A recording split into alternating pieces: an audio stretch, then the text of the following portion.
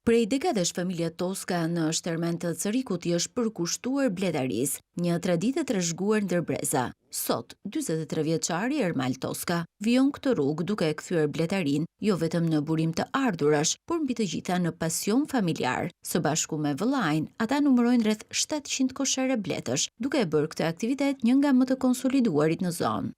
Ne kemi shumë vitesh që merrem me blet dhe kemi të trashëguar nga babai. Gjatë gjithë jetës tij është marrë me këtë punë, edhe nga ka trashëguar dhe në fëmijëve të tij.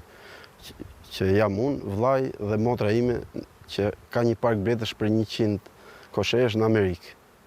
Unë dhe vëllai jemi këtu. E kemi pasion dhe dëshirë të merrem me blet. Dhe do mundohemi t'ia trashëgojmë dhe fëmijëve tanë. Por puna e bletarit nuk është pa sfida. Vështirësitë janë nga më të ndryshmet, me thënë drejtën, që nga smundjet, që nga shtektimet që ne bëjmë, se ne shtektojmë. Shtektojmë në Ersek, në Sarand, në Pogradec.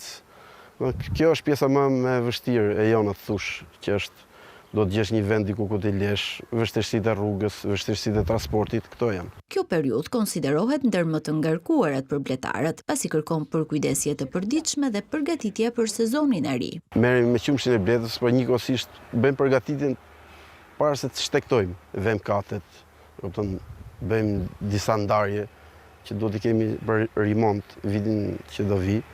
Kjo është periudha më e vështirë faktikisht e një bletërici. Pika kryesore do të merresh me bletën çdo ditë, ti përkushtohesh, ta shikosh çfarë probleme ka dhe vetëm kështu nuk mund të kesh probleme. Përveç mjaltit, Toska prodhon edhe qumësht bleta, propolis dhe produkte të tjera. Deri tani e kemi shit pothuajse të gjithë. Çoj në Itali, çoj në Angli. Në Angli çoj shumë. Në Itali, në Greqi, këto shtetet. Pavarësisht sfidave, familja Toska synon ta ruajë dhe ta përcjellë këtë traditë edhe te brezat e rinj, duke mbajtur gjallë një nga profesionet më të vjetra dhe më të dashura për zonën.